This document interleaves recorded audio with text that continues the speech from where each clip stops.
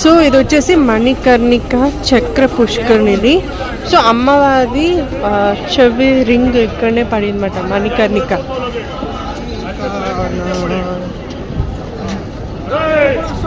ఇప్పుడు ముందుకెళ్ళి మనం చూద్దాము.